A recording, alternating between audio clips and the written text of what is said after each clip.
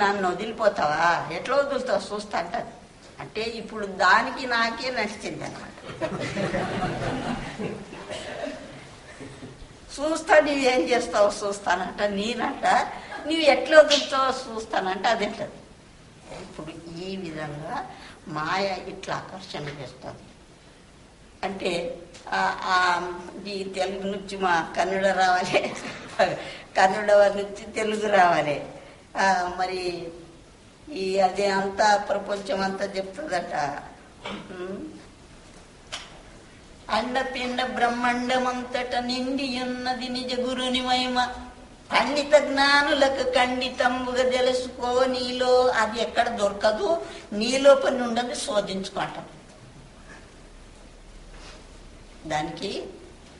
అయితే ఈ మనస్సు అనేది ఏం చేస్తుందంటే, ఈ సూర్యుడు ఇంత ప్రపంచం అంతా ప్రకాశం చేస్తాడు, మోడం వచ్చినప్పుడు సూర్యబింబం కనపడదు మనకు. అట్లా మనకు ప్రతి ఒక్కరికి, మహాత్ములకు, సాధులకు, సంతులకు, అందరికీ ఈ ప్రపంచం అంతా మనకు అది మోడం లెక్క మనస్సు అన్నది. ఆ మనస్సుని నరికి మౌనం వహించి మనసుని త్యజించినట్లాంటి వాడికే ఆ జ్యోతి కాంతది. మత్తు యారి కాణంతో ఆ జ్యోతి రూపమే తానాత్మ. ఆ స్థితిని ఈ శారీరకంలో ఉండగానే ఉండప్పుడే చూడాలి, చూసి లయించాలి. అంటే అదే దానికి మనసు జనన మరణంకి గురినైన ఈ సృష్టికి కారణము మనసే. మనస్సు అనేది శక్తి, ఆ జ్యోతి అనేది పరమేశ్వరుడు.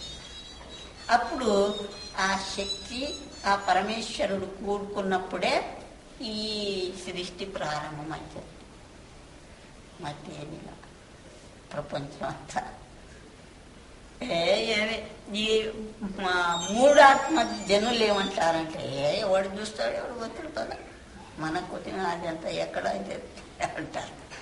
అట్లా సాధించవలేరా, శోధించవలేరా. మనం ఎవరం? ఇదంతా నశించేది ఏది లేదు. మనం ఈ ప్రపంచమే నశించేది, ఇది అంతా దేహాలన్నీ నశించేటివే. మనస్సు నశించదు. ఆ మనస్సు వాసనల దీంతో ఉత్తమ జన్మ, మధ్య జన్మ, అధమ జన్మ కారణం అయితే దానికి అట్లా దానికి పోవద్దు. మళ్ళా పుట్టు, ఒకవేళ పుట్టాలని ఇష్టం ఉన్నప్పుడు పుట్టు, మళ్ళా ఉత్తమ జన్మనే పుట్టేటట్లా. సత్వగుణ సహన జన్మం పుట్టాలి. రజగుణ అహంకారంతో రావణాసురుడు అంత గొప్ప తపస్సికుడు. రావణాసురుడు ఏమైపోయా, అందరికీ తెలుసున వ్యత్యాసం, నశించిపోయా. వాని తపస్సు అంతా పాడైపోయా. దానికి మృత్యు వచ్చాయి. వానికి మృత్యుయే లేదాన్ని రావణాసురుడికి. సీతను తీసుకుపోయి అహంకారంతో ఆ విషయాన్ని తన తపస్సుని భంగం చేసుకున్నాను. అట్లట్లా చేసుకునవద్దు. అయినంత వరకు సాధించుకోవాలి. మెల్లగా మెల్లగా మనస్సుని సాధించుకోవాలి, మనసుని శోధనంలో చేసుకోవాలి.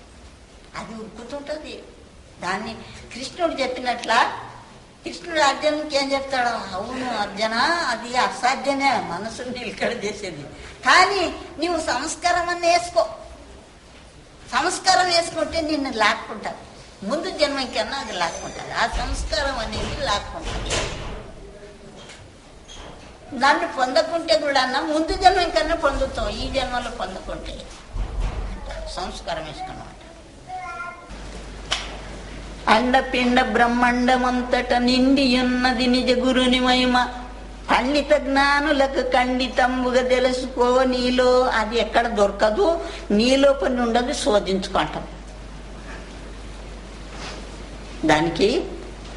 అయితే ఈ మనస్సు అనేది ఏం చేస్తుందంటే, ఈ సూర్యుడు ఇంత ప్రపంచం అంతా ప్రకాశం చేస్తాడు, మోడం వచ్చినప్పుడు సూర్యబింబం కనపడదు మనకు.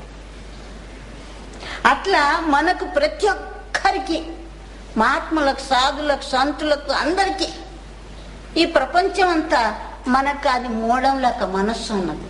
ఆ మనస్సుని నరికి మౌనం వహించి